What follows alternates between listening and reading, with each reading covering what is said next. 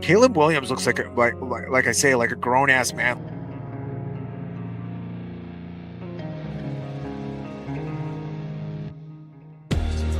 They did what they were supposed to do versus Carolina. They did what they were supposed to do versus Jacksonville. And they did what they were supposed to do versus the Rams. You have to beat the bad teams that are in front of you. And I know a lot of people are like, oh, you can't take what they did too seriously. The meat of their schedule is coming up. Well, that's great. But if the meat of their schedule was coming up and they were 2-4, we would be killing. Yeah. So how about them Bears? Let's go to the Bears. Let's run in the show now. I can't say anything anymore because we actually have sponsors. So I mean, you can say whatever you want. One of our sponsors actually which is a clothing line, is geared towards mental health. So it's kind of perfect for some of the things you talk about.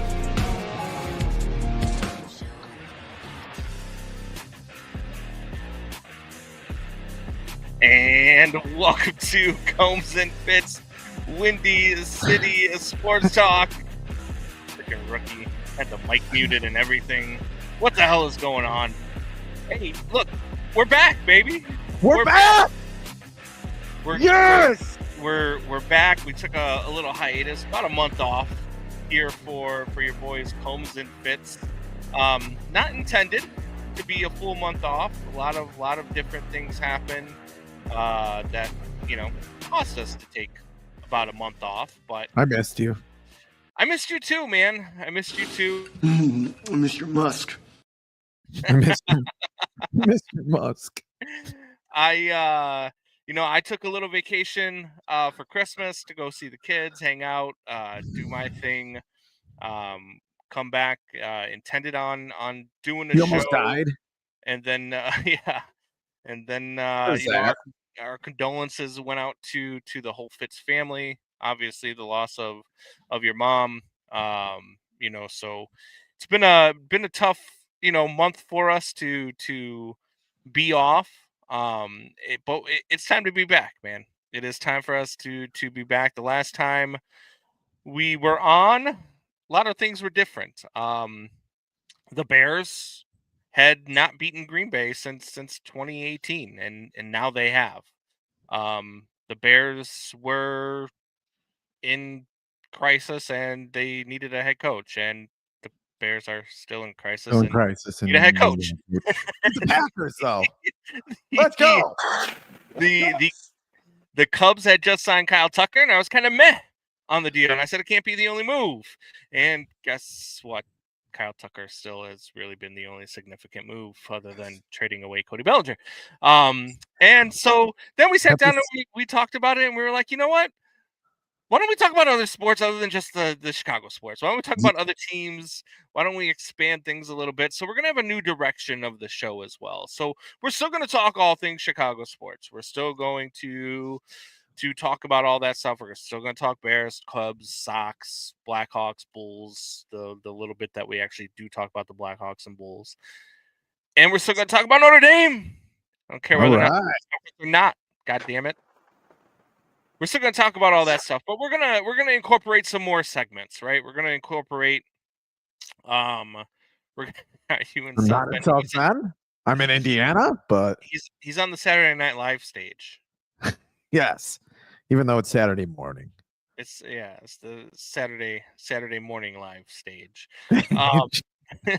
So we are going to do more things, more segments, a couple of new things that you'll see today on today's show as well. We're going to have some different things that we're going to have some fun with, man. We've been talking about relitigators. We're going to do relitigators today. We're going to relitigate the 2011 NFC title game, which is really the 2010 season NFC title game, which is really the fuck you, Jay Cutler game. To you it is. And so we're going to talk about that. We're going to bring out Combs' eye test. Haven't seen that since the man hour days. Fitz gibberish will remain a staple. Fitz gibberish. You sound really pumped up about that. Well, because I don't like seeing slaves' asses on my screen, and that's what Fitz gibberish tends to do. This is the Combs eye test right here. A little preview.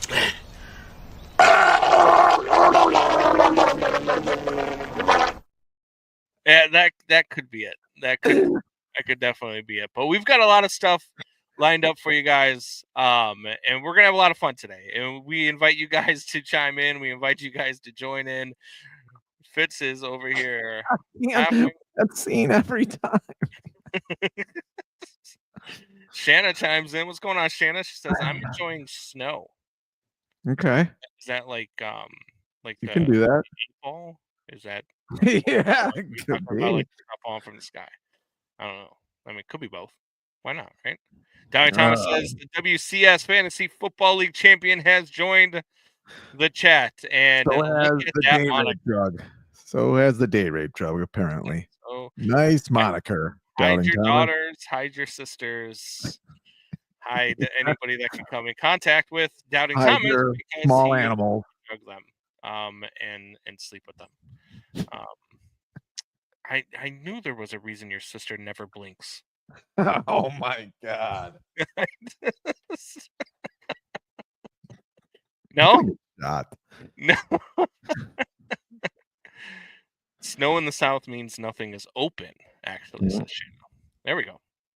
All right, so let's get right into it. Right, let's talk about the Bears. Let's open up this can of worms because Bears are in the midst of a new coaching search, and in that midst of the new coaching search, the Bears have actually asked for a lot of 12, is it?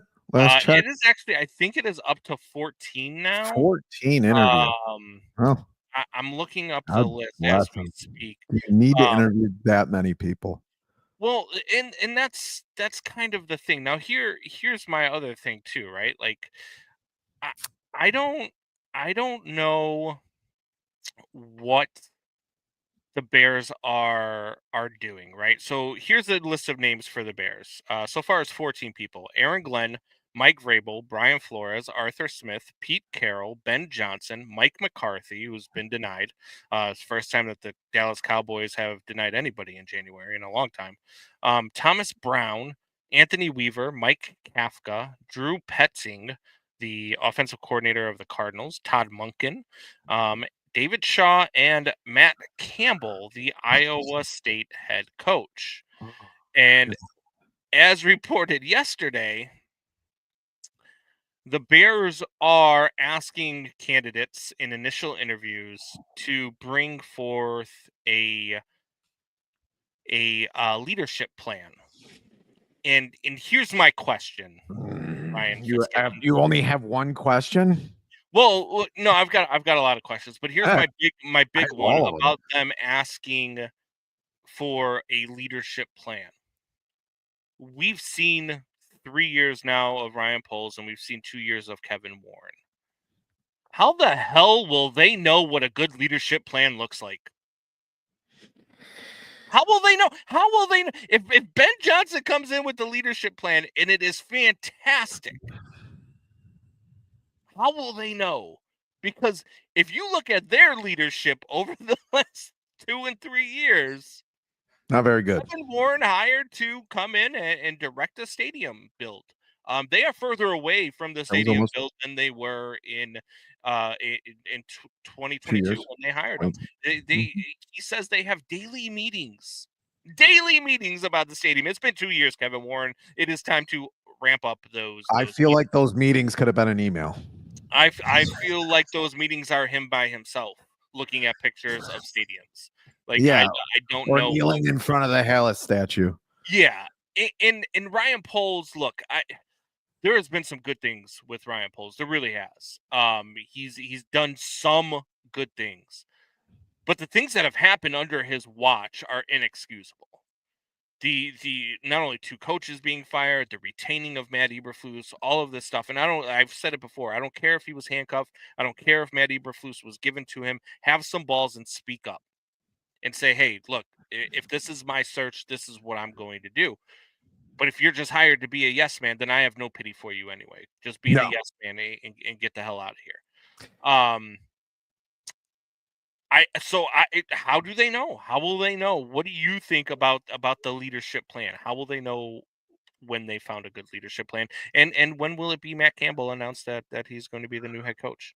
Yeah, God, a lot to unpack there. I think it was Bobby Bowden, the ex-coach of Florida State, who once said, "If you'd have two quarterbacks, you don't have one quarterback. If Correct. you're interviewing 14 coaches, you don't know what the hell you want." By Zoom, by the way, they're not flying anybody in. Yes. All Zoom. Raven was by Zoom. I think Vrabel was actually coming to Chicago. Actually, I think he was one of the only ones that was actually coming, but he grabbed his own flight. Oh my God. This is just so embarrassing. Meanwhile, the everybody Arizona knows Cardinals are this. sending 2 jets to Los Angeles to pick up the teams to come play in Arizona this weekend for the playoff game.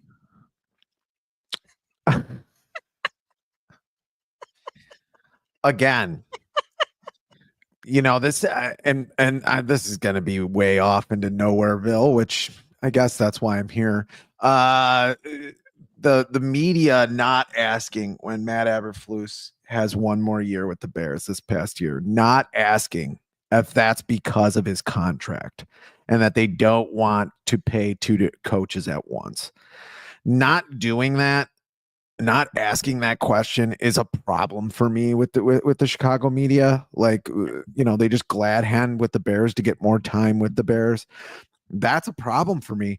I mean, and that's why this team just continues to be baffling in the way they operate. I mean, no one's pushing them. The fans aren't. Right. I mean, yeah, if the Bears fans don't go, apparently Detroit fans go. I mean, according to Mike McCaskey, George McCaskey. George McCaskey. George McCaskey in his interview living in the 80s. George McCaskey says, "I'm not bothered by fans chanting sell the team.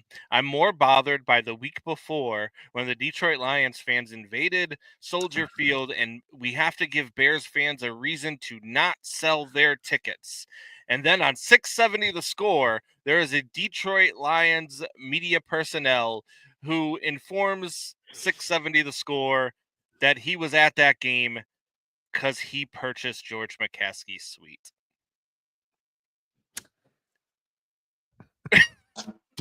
Not a joke. This organization is a dumpster fire from the top all the way down to the GM. From ownership all the way down to GM. The roster, I believe, is good minus the offensive line and a couple of pieces on defense. I think you've got the franchise quarterback. I think you've got a really good wide receiver core, even if Keenan Allen leaves this year. I think that you've got a really good running back core. I like DeAndre Swift. I love Roschon Johnson. I'm a big Roschon Johnson guy. I think that you have everything that you need until you get to the leadership that wants to see a leadership plan. I just don't get it. I just don't get it. Are they hiring a manager of accounting? Like bring in a PowerPoint presentation to go over your stupid crap. Yeah, it's horrendous. It's embarrassing. Yeah, it really is. It's embarrassing. And you look at the coaching search, and let's look at the coaching search, right? I just gave you the list of names. Mm-hmm. Who I know who you want. We both want the same guy. We both believe give a blank check to Ben Johnson, give him his own GM, fire Ryan Poles, do all of that stuff. That is what a good organization would do. But this is the Bears, not a good organization. So they're going to keep Ryan Poles. When you look at the names on that list, who do you think actually gets the job? Jesus. I think Jesus if I had a guess, Jesus, we wish Jesus. He could be this organization. It would be nice if Jesus got the job. Jesus take the wheel, but that's not going to happen. I really think just because of just because he's desperate. Yeah. And he was a good coach, I guess. Pete Carroll gets the job. I mean, if I had a guess right Oh now, God. I guess if I had a guess Are right you- now, You're just fucking with me now. I'm not. I mean, that's my There is guess. Just no because way Pete he's Carroll. gonna be on the cheap. He's 73. No one really wants him. Oh. I mean, another guy who was in his 70s who became a Chicago manager, TLR. I mean, I just think and there's a lot of good things around. Now he does have an offensive mind too, but he's more on the defensive side than the offensive side. I apparently he can still throw as pretty good from some of the videos I saw out there. I don't know if that's recent, but it looked pretty recent. And I just think he is a culture builder. They can at least sell that without having to pay as much. I don't think there's going to be a lot of teams that are going to want a Pete Carroll, so they're going to get him on a cheap, still have a name. Like I said, old and tired or young and roll the dice. That's basically what this organization has gone through. The only other former coach that they ever hired since George Halas rehired himself, was John Fox, who was old and didn't really like football anymore or something. So I don't know if it's because she's from Tennessee, but Shanna seems to think that Vrabel would be a good fit for Caleb Williams as a coach. Now, look, I've heard Vrabel's name a lot, and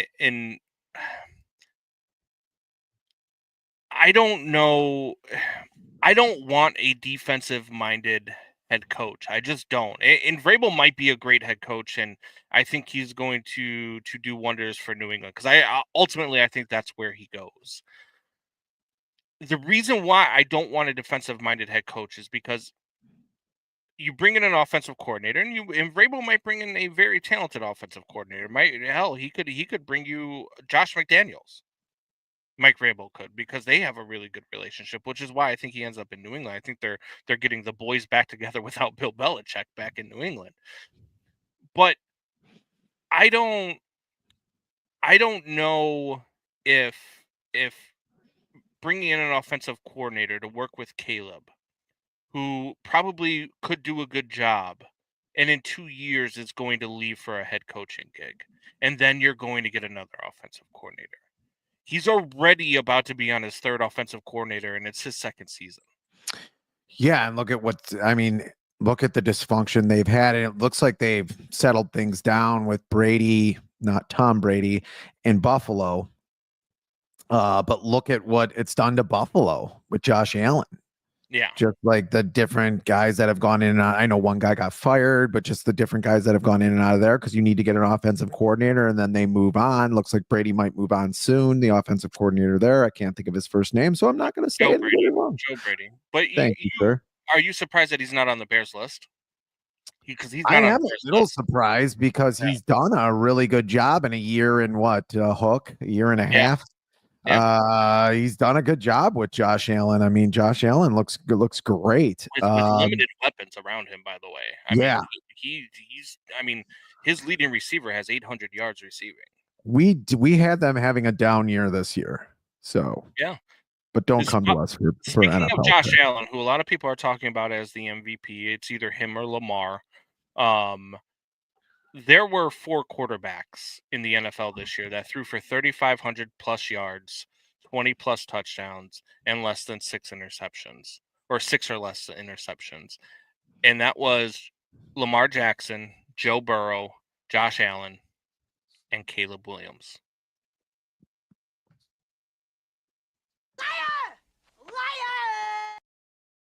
That is not a lie.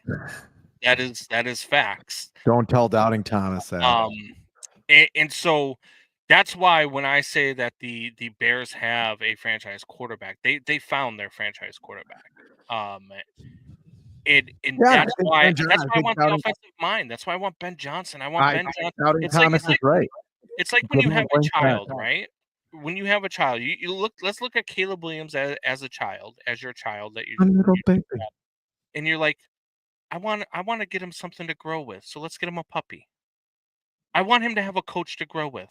So let's get him an offensive-minded head coach that he can grow with. And over the next 10 years, these guys can make sweet magic together. I want the Sean McVay, Kevin O'Connell. I want the I want I want Good boy. I want I want the growth together, and that's what I'm looking for. with Just this in time for a Packer fan to check in. He was too busy getting sacked to throw it. I'll be saying that tomorrow when Jordan Love loses by 45 to the Eagles. Boy. Throws Yikes. 3 interceptions off of his back foot. Can't wait. But no, you're I don't know who they're going to hire. And Doubting Thomas was right. Like when we put it up there, Doubting Thomas is spot on. I mean, Ben Johnson is the obvious choice. Jules says at least we're there. Great. Okay, so you get to play. Your prize is playing one more game than the Bears. Congratulations. And the typical January disappointment that Green Bay Packers fans feel. Yep. We just feel our disappointment earlier. That's all. Yeah. It's Nothing the wrong only with difference that. between the Bears and the Packers. Yeah, we do it. We do it when it's still Yeah. warm outside.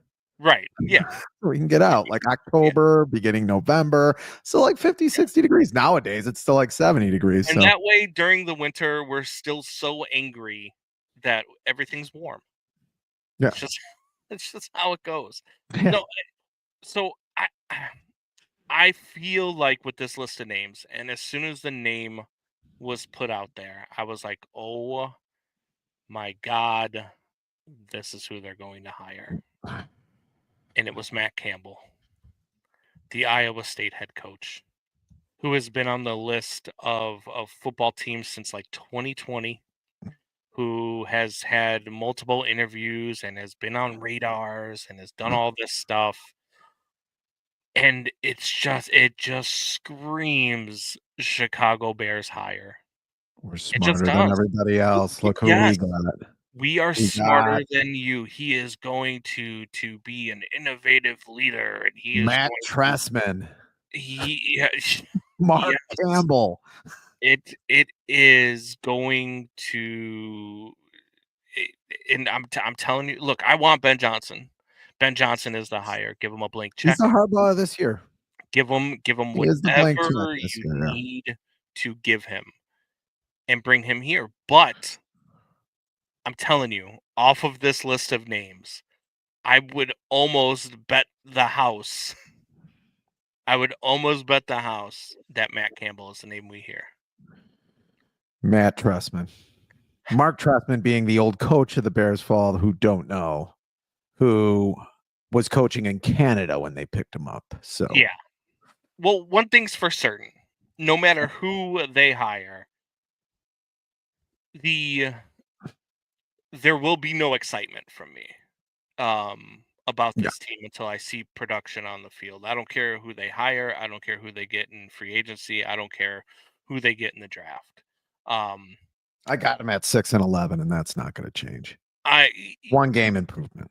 Yeah, I mean, I don't even know if I'll give you a predict. 2 wins. That'll be my. I don't know how you're really going to don't. put. You cannot put together an offensive line and revamp the interior of your defensive line in one season. You just can't do it.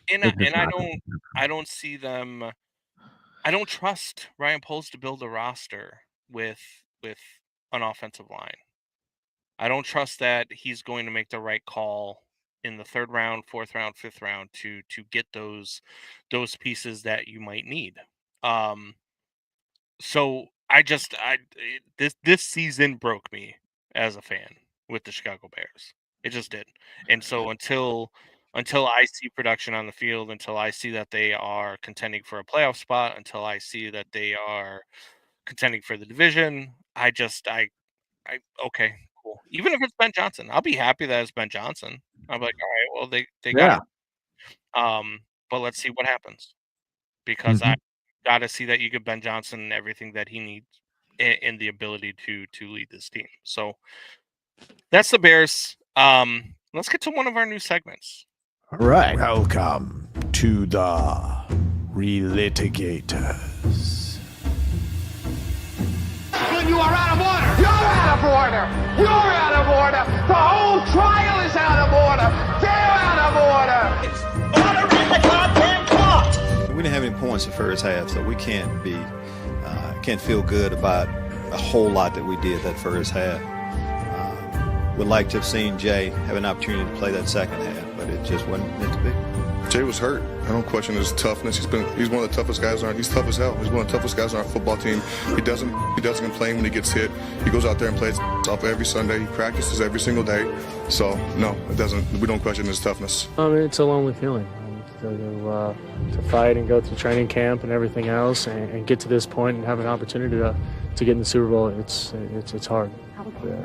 Folks who are questioning toughness, that sort of thing. What's your message to them? No comment on that. Yes, it's the relitigators. So this is where we relitigate old sports arguments and maybe even talk about history of sports too. Hear ye, hear he. This court is now in session. The Honorable World Wide Web presiding. We don't have to argue. I mean, maybe sometimes we'll be arguing with people like we were just arguing with Jules about the Packers' long history of losing in the playoffs. But let me take you back to 2011, Mr. Combs. 2011, we were both still or just out. No, yeah, we were both still in our 20s, our glorious 20s.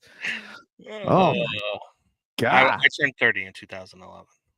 Yeah, in 2011, but in January, on January 23rd, you're still 29. You're still gripping onto your youth. Yeah. And probably your penis. But anyway, I have 7 kids, so I mean, the Bears. You were working on more kids. You were thinking, how many more kids and marriages can I have in this lifetime? How many more can I fit in? No more marriages. No more. No. I'm saying back then you were. Yeah. Bin Laden was caught in 2011 and killed. Yeah. Yeah. The bottom of the ocean. We still had the H1N1 swine flu.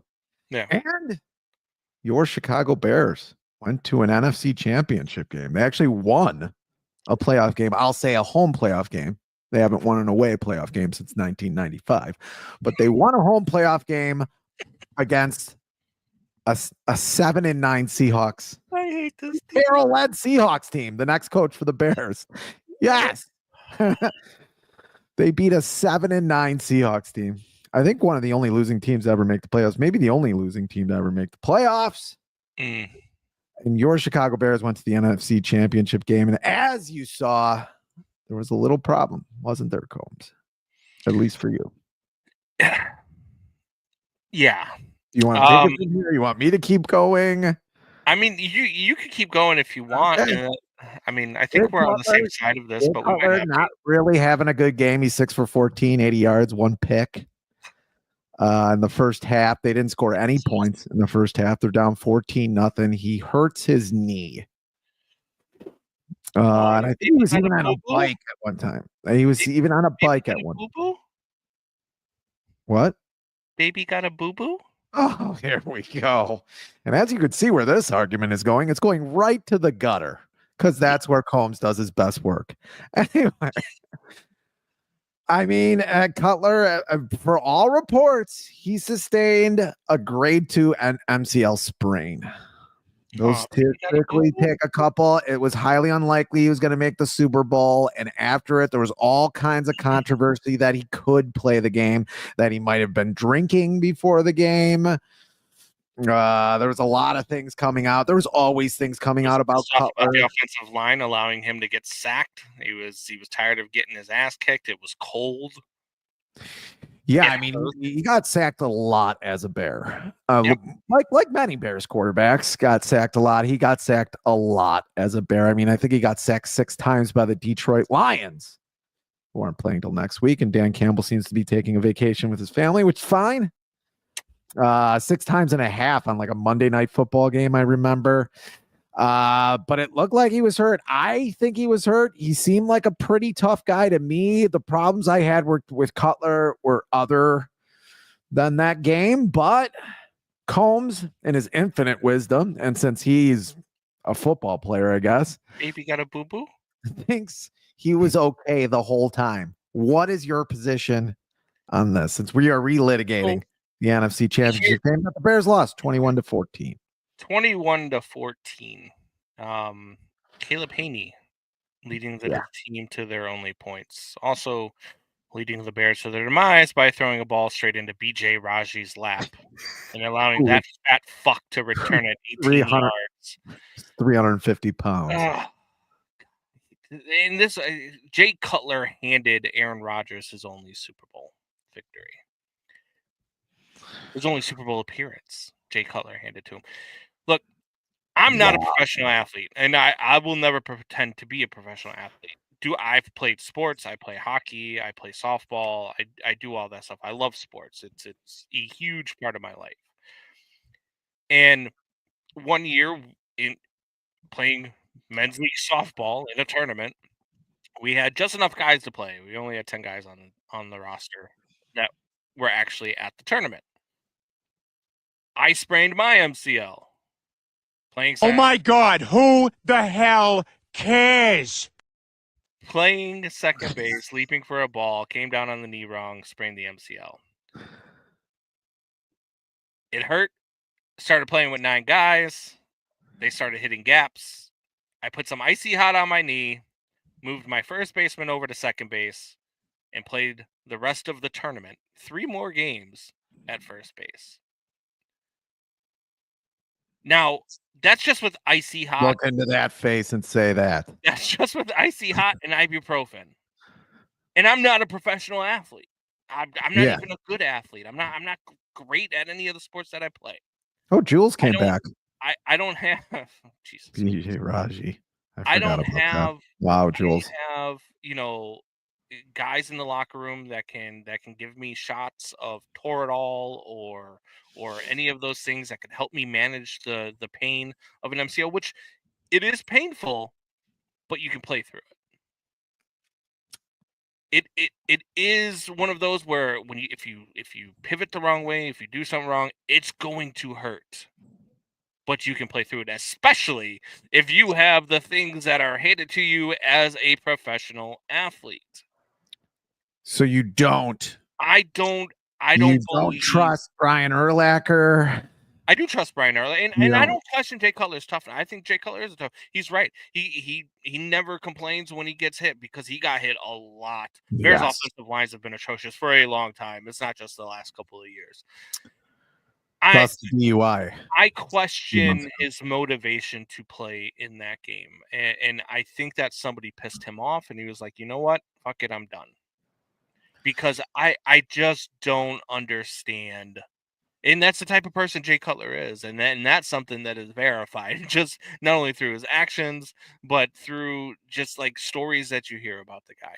Is that he's just one of those guys where if he's pissed off, he's done. And he'll take his ball and go home. And I think that's what Jay Cutler did in that game. I think he took his ball and went home. And I think he was trying to make a point to the Chicago Bears and Mike Martz and all of this stuff that it was him and he was the reason why they were so good. And it had nothing to do with the genius Mike Martz. And it had nothing to do with and he was tired. It was cold.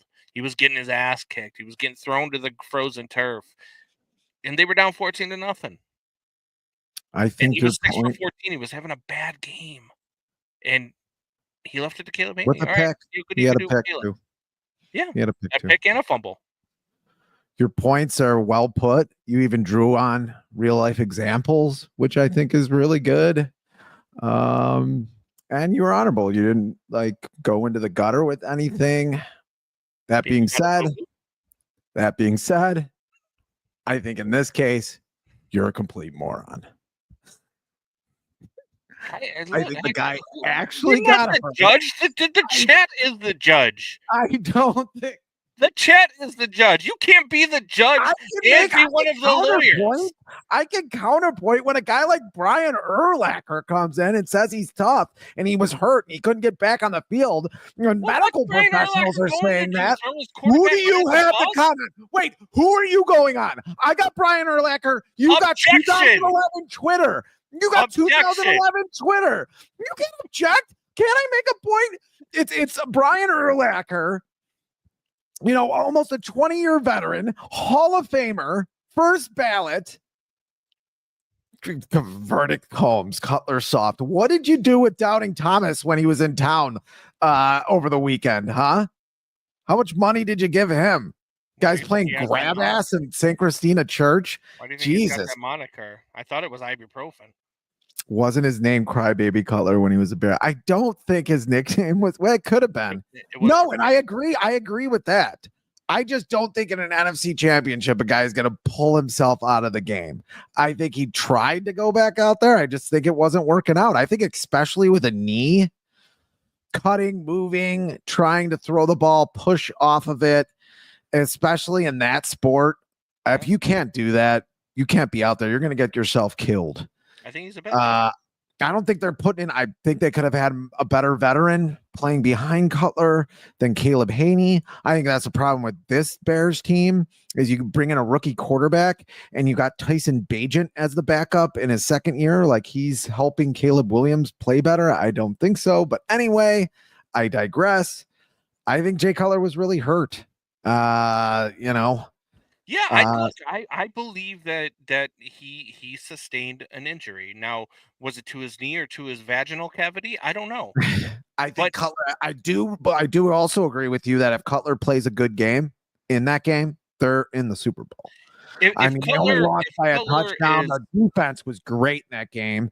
I mean, Packers seem to have the ball forever in that game, and Aaron Rodgers throws a pick late in the game to Urlacher. It looks like they might actually win, and then Caleb Haney's all over the place. If Cutler is 10 of 14 with 2 touchdowns and still the same interception, and the Bears are ahead 14-7 when his knee gets hurt, he stays in the game. He continues to play. Wow. It's that mentality of I'm getting my ass kicked all over the place. It's the mentality of I'm getting my ass kicked all over the place. We are losing this game 14-0. I'm sore. It hurts. I'm not going back out there to lose a football game. I'm not going to risk further injury to lose this game. That's the mentality that I think that he had in that day. I think it hurt. I think that he could have played through it. I think they could have given him some sort, like I said, some sort of medical attention in the locker room at halftime that could have numbed it up for him. I think that he could have played through. Now, question is, would he have played 2 weeks later in the Super Bowl? I can't answer for you. But I believe he could have come back into that game and played that game? Yes. Do I believe the Bears had a better chance with him at 70% or 60% or even 50% of Jay Cutler than 100% of Caleb Haney? Yes, I believe the Bears have a better chance. So I'm not giving Jay Cutler a pass on this, and Jay Cutler can go to hell. And I think this is the first time. I mean, Twitter starts in 2006. This is the first time where like there wasn't a lot of like actual broadcasters and newscasters saying that Jay Cutler should have played more. This was like old players on Twitter and probably Brandon Combs on Twitter. In his last few days of his 20s, just yelling and barking at the world because he never got to play football or any real sport other than whatever softball league he was in where they couldn't even get enough players to play. I mean, but this is the first time where there's players actually responding to Twitter, and people kind of don't remember that Twitter starts getting big in 2010, and no one knows exactly what it is. By 2000, right in the beginning of 2011, Twitter is what kind of spun all of this. And now that happens every day. But this was one of the first times that had happened, which I think is pretty interesting. So Twitter, And I guess our viewers agree, which I hate to say. I guess I lose this one. I mean, look, tomorrow, tomorrow, I am producing a show called Inside the Betting Lines Las Vegas. And Inside the Betting Lines Las Vegas, there are two hosts. The first host is his name is Jared Smith. He's really good, a really good bettor. His co-host is none other than Brandon Marshall. So the Brandon Marshall, the wide receiver. He wasn't with the Bears in that season. But he does know Jay Cutler very well. Played with Jay Cutler. Yeah. They played well together. Locations.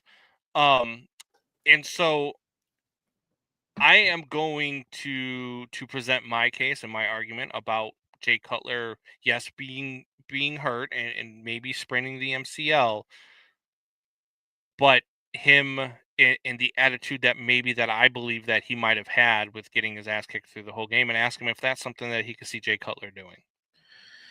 Yeah, I mean, I even have some tweets from back in the day from when that did happen. Kerry Rhodes, the ex-defensive back of the Arizona Cardinals. Come on, Cutler, you have to come back to the NFC Championship game. Deion Sanders weighed in back then when he was just a broadcast host, really. All the medicine in pro locker room, this dude comes out. Folks, I never question a player's injury, but I do question a player's heart. Raheem Brock. Thank you, Prime Time.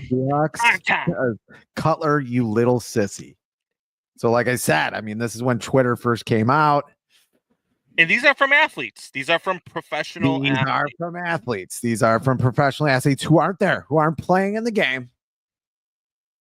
And we're going to talk a little bit more about that, about players commenting not playing in the game a little bit later. The tweet that talks about with all the medicine, because I mean, that was my argument too. So I like that tweet. Bears fans are just angry, says John Fitzgibbons. Plus, they were playing the Packers. I think he was hurt and frustrated and lost the fans after that game. But he wasn't. I don't question whether or not he was hurt. I think that's a great point about whether or not he could have played through the injury. I think it was well thought out for once, and well done. Who else was hurt? I got a point on my side. Josh Allen was hurt last year. Keep yelling. You're going to get him on your side. Here we go. With a UCL injury in his throwing elbow, he played the full game with a torn UCL in his throwing elbow. Is an elbow the same as a knee? I'll wait. For a quarterback, no, the elbow is the same as the knee. The elbow is more important than the knee in your throwing arm. How do you know that? You're throw with your legs. You're going to throw with your legs. I don't know the extent of Josh Allen's injury. I mean, I don't even know the extent of Jay Cutler's injury. Sure. But they're saying he probably wouldn't even have played in the Super Bowl. So you had Caleb Hanling coming in the Super Bowl. Yeah, he was done after that with Chicago fans. But laterally with a torn knee is a significant problem. He was hurt. I don't disagree with you. I just think there's medicine that is available to him that could have made it so that it wasn't painful. He was hurt. Yeah. Thank you, Jeremiah. That's another one on my side. So kind of starting to weigh on this side a little bit. He's in the bathtub with candles surrounding it. Great and rebuttal. Your brother is always going to have your back. Great rebuttal. Johnny doesn't always have my back. Johnny always has your back. Even when he doesn't have your back, Johnny has your back. If I punch you in the throat right now, John would try to attack me from behind. He's been yelling about me picking the Bears to have 11 wins this season for the entire year.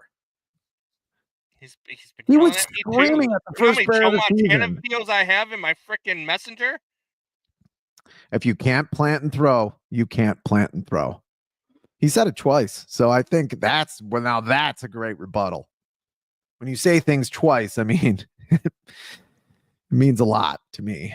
Hurt or not, Cutler didn't exactly look like he was fighting to get back in the game. And if you remember, they gave him a bunch of money like a year or two later. The Bears. Yeah. He also has the diabetes. He's got the bad sugar, as they say. He's got the bad sugar. Probably shouldn't be Well, drinking and when driving when your either. diet is consistent of booze and cigarettes. He shouldn't be drinking and driving with $2,000 and a bunch of guns in the back He of was his car drinking. either. He was probably drinking in the freaking locker room before the game. I know the rumors are that he was drunk and he had a hangover. That I don't. There was rumors. I don't believe that. Like, I mean, to be honest with you, I don't care if that. I just think that there was an opportunity for him to get back in the game. He didn't take it, and I mean, as you pointed out my argument for me with your evidence from Twitter. These are athletes telling him he's being a bitch and to get back in the game. It wasn't evidence. I was just. No, that was evidence. Thank you. Thank you for bringing the evidence into the I was giving the story shape. I was bringing you back to 2011. No, our last days of our prosecution 20s. rests. Prosecution rests on the defense's evidence that they just submitted. More with this life. Falling apart at the seams. All right, so I think we can agree. I won the first episode. You just barely won. I got some heat at the end there. My closing argument's much better. Yeah. No, I don't know. Yeah, much better. No. He had the bad sugar. He also has diabetes, so I don't know. Is this your dad now? Is this your dad or your brother? Brother. Which one is this? My brother. Okay. I saw the photo. It kind of threw my me off. dad couldn't have written a complete sentence like that. I don't believe. Sorry, Dad. So it's going through a tough couple weeks. Well, because it was going to determine my level of disrespect with my response. That's all. There'll be more respect on it if it's your dad's. Yeah, less now. Yeah, that should work out. A lot less. That should work out for your face. So Fitz, I don't know when you became so soft. But you know, I mean, it is what it is. I mean, if you want to give him a pass for being a bitch, then give him a pass. But I don't give him that pass. I don't care. They could have found a way. At any rate, crazy. That's my rebuttal. The fact that he tried to bribe a Franklin cop that pulled him over is priceless. He has enough money to hire a chauffeur if he wanted to drink. Now the Bears gave him a lot of money. I know that.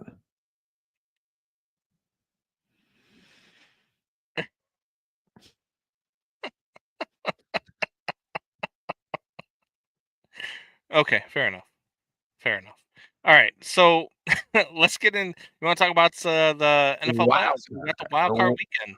One of my favorite weekends of NFL. I mean, the first round I like the best, actually. Yeah, and it's 5 straight days of playoffs. I mean, between college football, Thursday with Notre Dame's big win over Georgia, and then yesterday was another good game. I thought Texas was going to win. I had Texas winning the whole thing over Notre Dame in the championship. Ohio State. I've gotten 3 games wrong in the bracket. All 3 of them have been the Ohio State games. Those are the only 3 games I've gotten wrong in the entire big bracket. Ohio State fan. Well, they weren't really ranked. I mean, they were ranked 8th? They were seeded 8th. I think they were ranked. They might have been because seedings weren't equal to rank or whatever. You're right. It was really weird the way that they did You're right. But I don't look. I think, and I still think that Ohio State is and we'll get to it in a little bit. But I still think Ohio State is the better matchup for Notre Dame. I like the Ohio State matchup better than I would have the Texas matchup, which is why I had Texas beating Notre Dame. But now we get wild card weekend. And wild card weekend, we've got a whole. I gotta check out my bracket. We got 2 today. We've got 3 tomorrow, and 1 on Monday that has been moved from Los Angeles because of the wildfires to Arizona. So let's start out with Chargers and Texans. What do you think about this game here? Chargers are a 3-point favorite. They're the only road. Well, actually, they are one of 2 road favorites. Yeah, I mean, this is. I mean, I don't want to call it a sophomore slump, but it's pretty close, bordering on a sophomore slump for CJ Stroud. He definitely didn't get better in year 2. They do get stiffer competition. They were in the playoffs last year, but with football, that's like the one sport where that doesn't always totally matter because teams are always way better in 1 year. I mean, except for the Bears. The Bears need 5 years for a rebuild. Every other team, it takes a year or 2. 5? I wish it was 5 years. What? 5? 5 decades? Yeah. I mean, I like this matchup. I think it's going to be a great game. Might be one of the better games there. What I think about Jim Harbaugh. You know what I think about the Chargers. They have a good defense. That offensive line is working. I think they might even have a hair better of a quarterback right now. Now, could CJ Stroud be better in the coming years? Yeah, but I think they have the better quarterback now. I usually go with the better quarterback. I'm also going with the better coach, which I think Jim Harbaugh is better than D'Amico Ryans. Yeah, I got it right. Wow, here we go. Yeah, not always inaccurate. I'm a little rusty. It's been a month. Come on, I don't even know how this show works. I agree with all your points. I'm with you. It's the same thing that I said.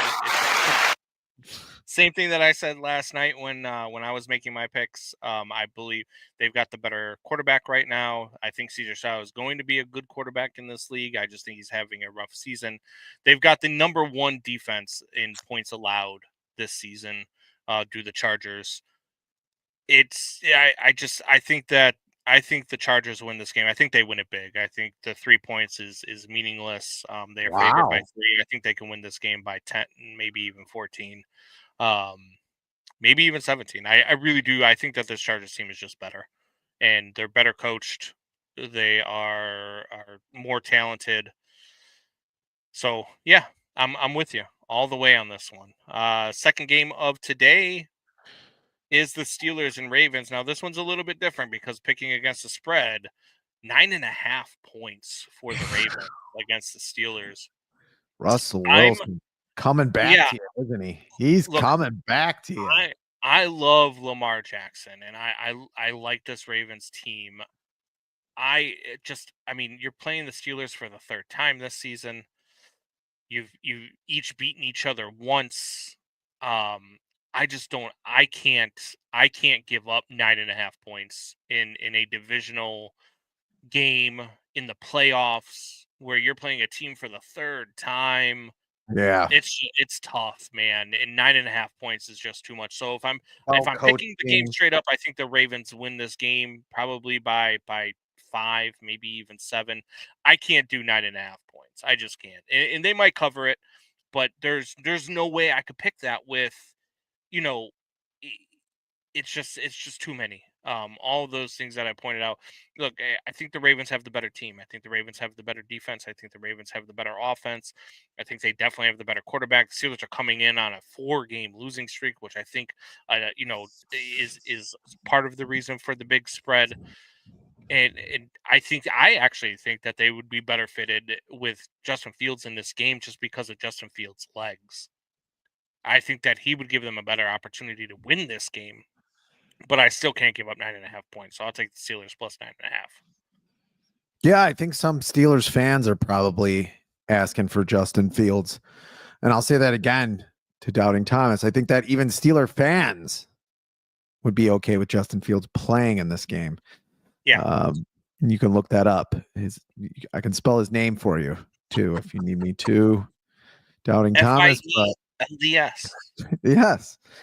And yeah, but I agree with you. 9.5 points just seems like way too much.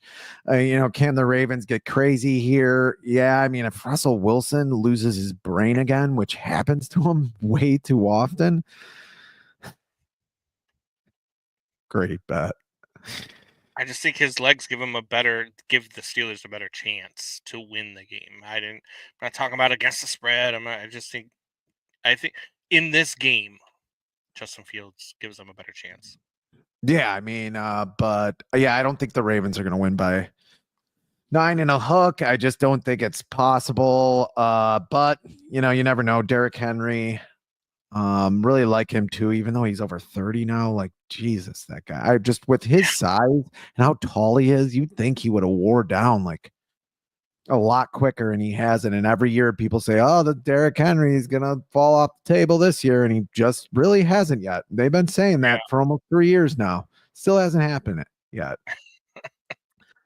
But yeah, no, I'll agree with you there. Next matchup, and I like how our production staff gave us the spread next to our rundown here. I mean, Yeah, it's a new year, it's a new time. We fired the old production staff. It's a great job. It's a great job. I'm gonna pull in my inner Matt Eberflus here. It was me. Oh, okay. Gave it away. We fired the production staff at the It was a holiday great job on party. the rundown. I did it. Tomorrow we got the Broncos versus the Bills. Bills are an 8.5-point favorite. I could say where you're going to go with this one.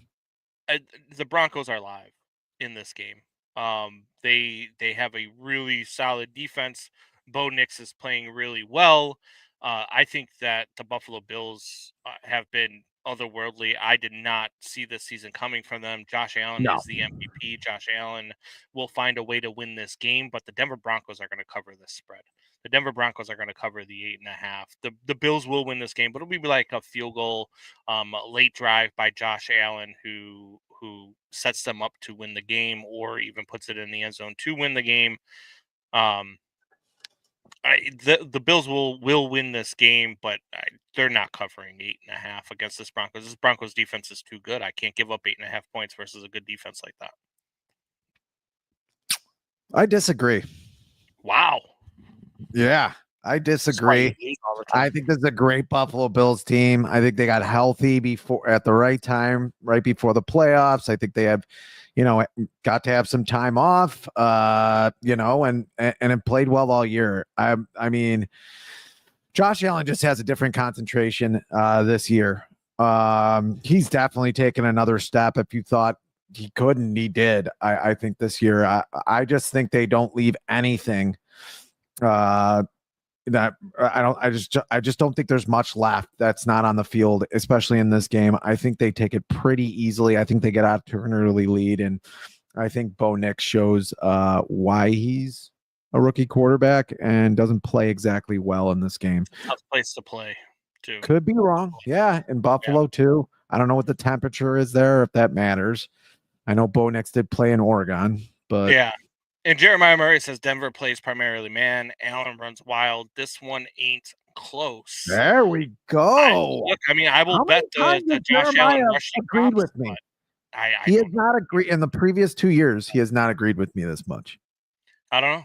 I don't know why he agrees with you, but there's just, it's just too big of a spread, especially in the playoffs. Right. Next game we got the Packers and the Eagles. Eagles are a 5-point favorite against the Packers. Jalen Hurts did clear concussion protocol this week, practiced in full all week. Saquon Barkley's healthy. There's questions about whether or not Jordan Love is completely healthy, which he's not very good even when he is completely healthy against a good defense. I'm taking the Eagles minus the 5. I think the Eagles win this a lot. I think that Saquon Barkley possibly he ran for like a $150 against them in the opening game in a monsoon in Brazil. Like, he is going to win this game single-handedly by himself. He might run for 300. Give me the Eagles all day. I'll give up the points. Yeah, I don't. I'm -5. This is my bet this week. If I had a bet on a game, Packers stink. Eagles by 100. Thank you, Jalen Johnson, who gave the middle finger to the Packers fans. If no one knew that, I think everybody on this knows that. But anyway, I think this is my bet. If I were going to bet this week, it'd be on the Eagles. I think -5. I think that's crazy. I think they win this one easily. Yeah, I do too. I think Love makes a bunch of mistakes, and throws a few interceptions. Commanders Bucks. This to me is going to be the game of the weekend. I think this is going to be the best game all weekend long. I think this is going to be a shootout. Bucks are favored by 3 in Tampa Bay. Jaden Daniels is just that dude right now that when you think he's going to get tore up, he finds a way. And I think that this is going to be a very high scoring game. I think it's going to be a shootout. I think that Baker Mayfield is going to have a phenomenal day. I think that Jaden Daniels is going to have a great day. I can see this game being something like 35-31. But I'm going to go with the Bucks. And I'm going to give up the points. Usually when there's a shootout, I say take the points. I took the Commanders last night on BetMGM tonight, but I'm going to switch that here. I'm taking the Bucks minus the 3 points, hedge my bet a little bit, and take the Bucks. Yeah, I'm taking the Bucks too. You know, I've liked the Bucks pretty much all year. I think Baker Mayfield. I've always thought he's better than people said he was. People are like, he's making a comeback. I mean, Yeah. I still think he has a rookie TD record. I mean, okay, people, he's good. He's not great. I mean, he was in a draft where there wasn't a lot of quarterbacks, so he was taken first in the draft. I mean, I think that's why he gets the harsh criticism. He's a good quarterback. I think he's got pretty good team around him. I think they win this game. Not easily. I agree with you. It could be a great game, but I think they win by a touchdown, maybe a couple points less. So my one of my hosts, Brad Evans, has a fantastic nickname for Baker. His nickname is Baker the touchdown maker. I love that nickname. And Baker is a touchdown maker, and he's been phenomenal. I think he's very underrated. Mostly by fans, though. Mostly by fans. Last game of the week, Monday night in Arizona. The Minnesota Vikings versus the Los Angeles Rams. This is my upset of the week. The Rams win this game. The Rams win this game. I don't need the 2.5 points. I think not only are the Rams, it's kind of like the New Orleans Saints situation after the hurricane and all that stuff, and they've got something to play for. They've got a whole Southern California behind them. I think the Rams are just a better team. I think they're a better coach team. I love Sean McVay. I love Kevin O'Connell too. Don't get me wrong, but I think Sean McVay is the best coach in the NFL right now. I love Sean McVay, and I think that with all the weapons that the Rams have, all the different things they can throw at you, they're a lot like the Lions in that regard. And we saw what the Lions did to Minnesota last week with the NFC North on the line and a first round bye on the line. I think the Rams are going to win this game. I think they might win this game big. So give me the Rams. Yeah, I'm going to disagree with you. I'm taking the Minnesota Vikings. I just think they have the better team. I'm going to go against what I usually go for because I have all the respect in the world for Matthew Stafford, and I didn't for his first 5 to 25 years in the league. Yeah. Yeah. But I thought he had one of the best playoff performances last year of a quarterback. Go back to that game. He had 10 throws that were just amazing. And then they lost. I forgot who they even played, but why did I bring this up if I have no idea what I'm talking about? Minnesota Vikings. I got the Vikings. I just think they got, I mean, a little bit less momentum, getting their butts kicked by Detroit Lions, but yeah, I just think they're the better team here, and we'll see how it goes. Yeah, no, I completely agree. We'll see. We all filled out brackets. I don't know if anybody saw on our Facebook page. You can go on. You can fill out a bracket. We've had a few of them get filled out. I don't know exactly how many. I am actually going into it right now just to see. During the show, this is professionalism. This is the change in the show. This is the change we wanted. We're looking up stuff live on the show now. This is what we're doing. Why did we fire the production staff? Right now we have 7. We have 7 brackets filled out. My picks are in there. We have ESPN fan 33986408878 is in there. The Cat's Meow is in there. Ben Catalano, our guy from Dads with Bacon, is in there. Thanks, Ben. Fitz Gibberish is in there. Charlie from Dads with Bacon is in there. Troy from Dads with Bacon is in there. So we got a lot of Dads with Bacon guys going up against us. So if you guys want to go in there, fill out your bracket. I don't know who the cat's meow is. That might actually be Shanna. Maybe not. But if Jeremiah, Doubting Thomas, if you guys want to get in on this, simply for bragging rights. Actually, you know what? I got a piece of sports memorabilia. Here we go. Yes, we'll give new year, new show. We'll give a piece Shanna of says that is her. She's the cat's meow, and she asked if I did edibles too early today, and I know I have not. Box right now.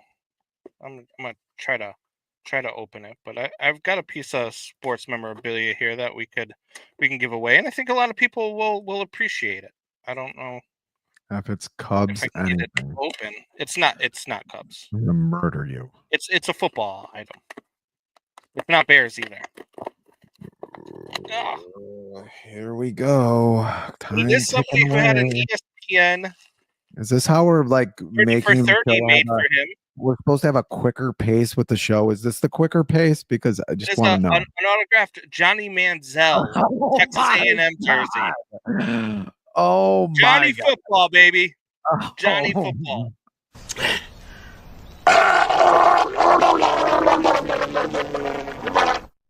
That's Johnny Football's NFL career right there. If anybody was wondering. He was drafted by the Browns, and then he did have to deal with, his bout of alcoholism. Very sad story if you've ever seen the 30 for 30 on him. Or that Netflix doc is pretty good. At Texas A&M, man, he was phenomenal. That Johnny Football nickname was where it is, but he is the prototypical great college football quarterback. Jewel says OMG with a laughing emoji. Apparently she missed our Packers pick. We did have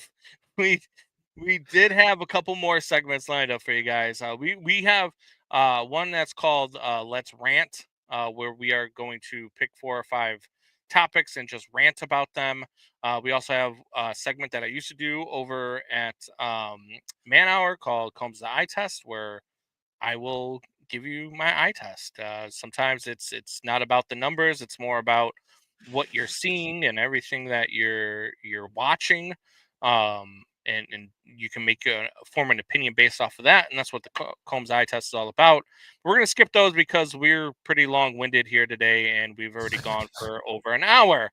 And we have to get to the segment that everybody loves, except for you. That is, I love this. I just don't like seeing asses on my screen. But I do love this segment. It is spit gibberish. And the music doesn't sound right, but whatever. Oh, that sounds atrocious. What? No, stop that right now, sir. You. I don't understand why this is the more fast-paced show. This is the more fast-paced show. It was working all show. We have it right here. Yes, it's Fitz gibberish. It's a diatribe, it's conspiracy theory, and yes, it's an island in the middle of unapologetic and sometimes inaccurate sports talk. I got D'Amico Ryans right, but I didn't know Joe Brady's first name. I still don't know who the Rams played in the playoffs last year. I'm sure Jeremiah is jumping out of the bathtub to figure it out himself. Oh, God, that's not an image I want. What the hell? But anyway. I thought it was ready. I thought we were all ready. Maybe we're not ready to talk about Aaron Rodgers. Yes. He does look like a guy who sold me magic mushrooms at Bonnaroo Music Festival 20 years ago. Because he did. Yes. And you can imagine my shock when the mushrooms actually worked. Let me move my camera a little bit. I don't know why it's moved. Yeah, but anyway, I mean, it's all right. I thought maybe you were like trying to. We're so back in a month. God damn it!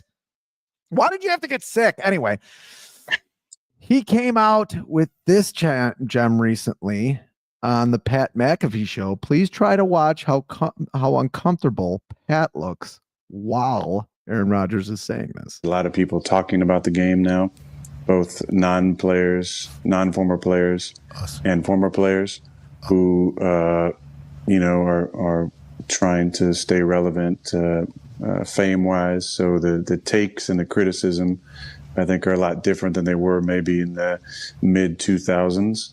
I'm not talking about you, Pat, so chill out or stop being sensitive. Talking about these experts on TV who nobody remembers what they did in their career. So in order for them to stay relevant, they have to make comments that keep them in the conversation. That wasn't going on in 2008, 2009. That was non-existent. The Sports Center of my youth, those guys made the highlights so much fun, and that's what they showed on Sports Center. Now it's all talk shows and people whose opinions are so important now, and they believe they're the celebrities now. They're the stars for just being able to talk about sports. Pat McAfee looks like that's Pat McAfee going through a colonoscopy while interviewing Aaron Rodgers, apparently. A lot to unpack there. Wow. That is what a slow motion train wreck looks like. It's so meta that you can almost thank Aaron for his contributions here to fake worlds everywhere, because he is definitely living in one of them. Of course, if he wasn't so unwittingly egotistical. I'll explain. In the comment, he tells McAfee that he's not talking about him while he's talking about Pat McAfee.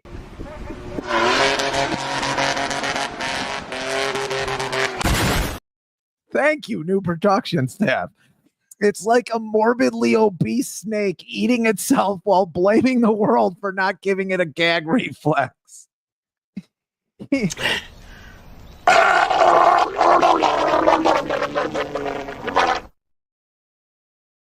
He accuses ex-players for blasting current players like himself in order to gain viewers, while all the time he is on a popular show trying to gain relevancy as a bad QB on a bad team.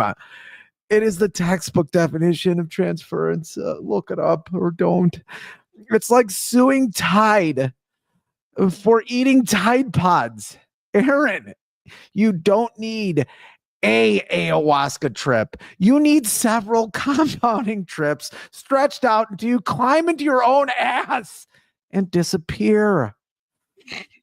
Oh, man. Landlocked in this jiu-jitsu logistical present Rodgers has given us right around Christmas. This was right around Christmas time, by the way. Is a tired old argument. You never played the game, so you cannot criticize it. Now there are a lot of arguments to combat that, but only one reigns supreme. NFL revenues. Since the time Aaron talks about his glory days of 2008, 2009, went from $6 billion to $20 billion in 2023, Aaron. That basically spans your entire fucking career, you unregulated twit. And why does it make that much money? Yes, because of all the people out there that have not played in the NFL, that criticize, watch, and promote the NFL. It's what pays your $120 million overpaid, bloated salary, Aaron. That does not count the $1 million a year paycheck you get for doing the McAfee show, for doing what you said. Oh my God, for making asinine comments about people making asinine comments, and the untold millions that you got for doing your new Netflix special and doing this. And I think that's what it means to be a well-balanced man, is to be able to tap into that divine feminine and be vulnerable.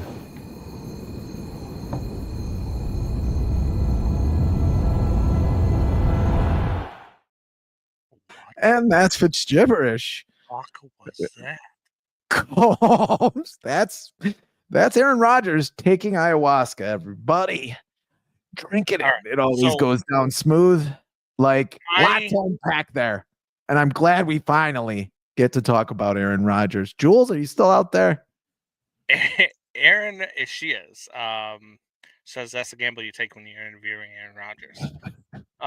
Shanna says the most roundabout way to talk about yourself without talking about yourself.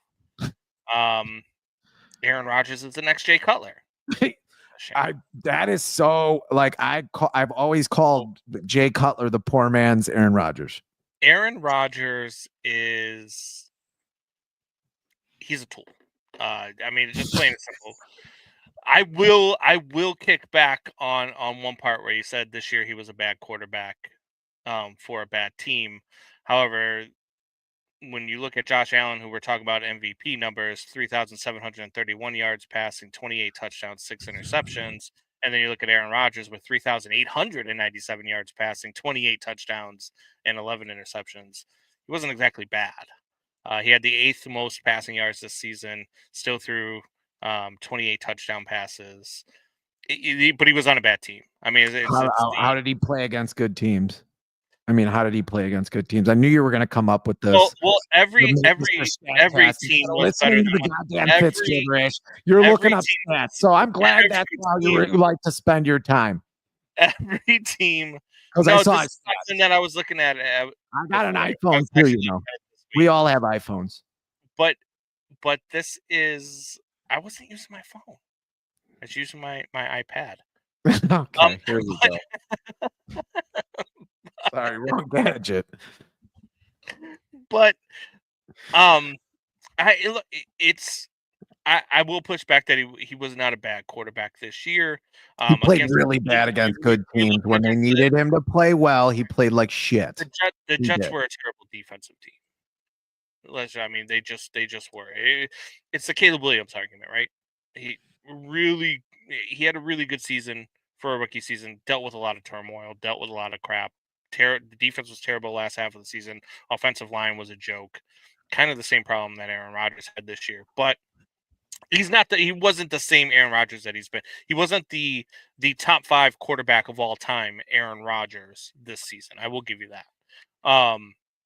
But yeah, no, when it comes to personality, there's a reason why nobody in this guy's family talks to him. There's a reason why he can't hold down a relationship. There's a reason why he's had ex-girlfriends come out, even though she talked to a tree, and that's what told her to end the relationship. Who said that the lowest points in her life were in the relationship with Aaron Rodgers.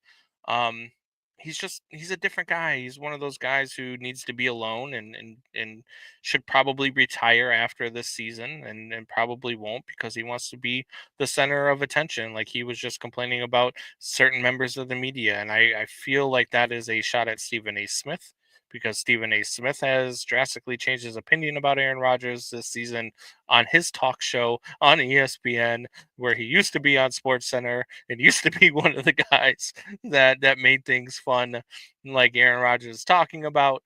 But you know, that's just Aaron Rodgers, man. People are going to talk. I'm just so sick of this will never end with athletes, but there's a reason why you get paid $100 million now and not the, $10-15 million you were making 15-20 years ago.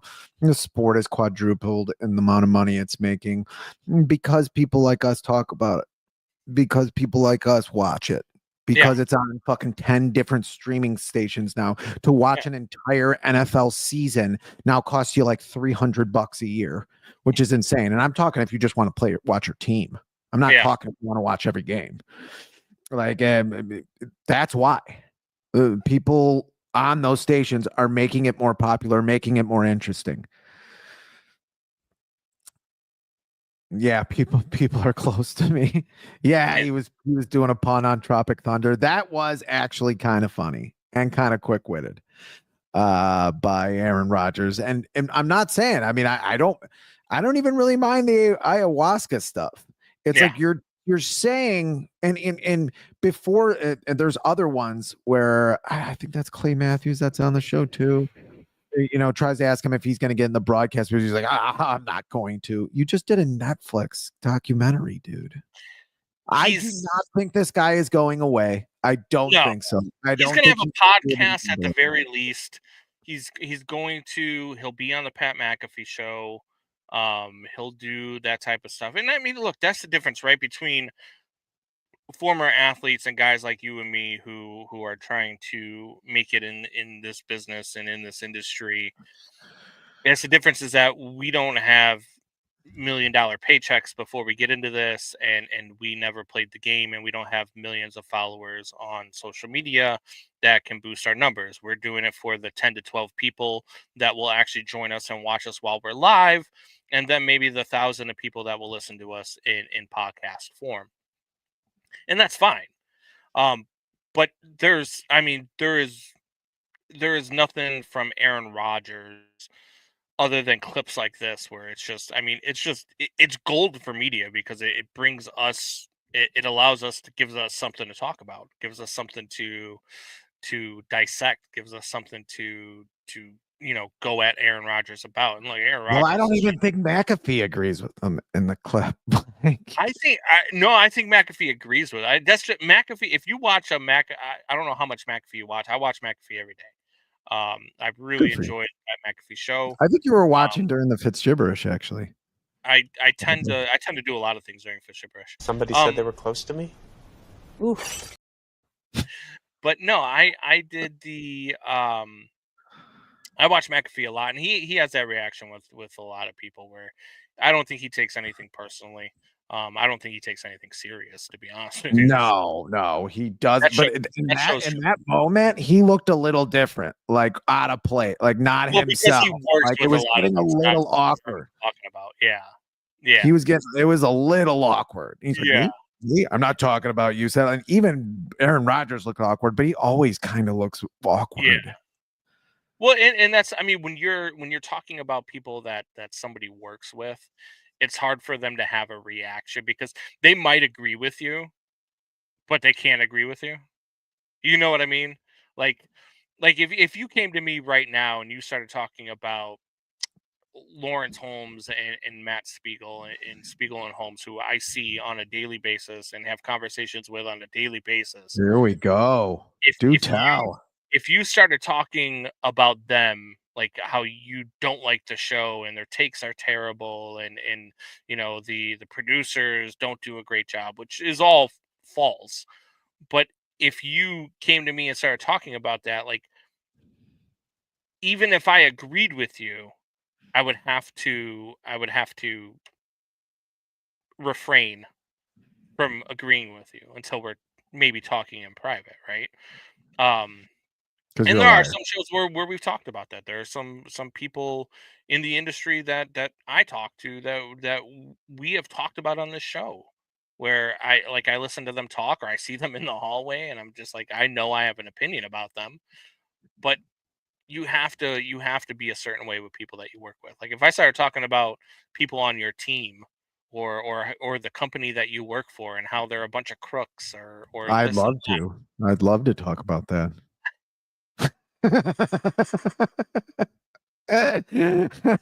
Let's do it. Next show. About how you sell Wi-Fi equipment and your Wi-Fi goes out once a month. It doesn't go out once a month. It's gone out like 2 or 3 times. Yours went out and you were just off the show. You just stopped doing the show. Jeremiah says he'll do his version of Peyton's Place where he visits various flop houses and tries new drugs. That's probably true. Probably. All right, man. Look, it great show. I like the new direction that we're taking. I like the new segments. We're probably going to more to come. Yeah, we've got a lot of different ideas, a lot of things. If there's something you guys think of that you guys would like to see us do, feel free. Hit us up, let us know. Hit us up in our inboxes, DMs, email at combsandfitz@gmail.com. You can hit us up on Facebook, whether it's our personal site or our Combs and Fitz site. Either way, let us know. We'll gladly take ideas from anybody other than Jeremiah or Doubting Thomas. Because we're not doing the show from our bathtubs. That's just not a thing. Might be a thing. Just kidding. A lot of podcasts you guys can have ideas too. Not good ones, but still. At any rate. Yeah, all right. I'll see you guys there. Jeremiah says, I got a new segment idea. I don't know if I want to know what this is. Yeah. Let's end the show here. Let's invite everybody to listen. We are going to be back in podcast form.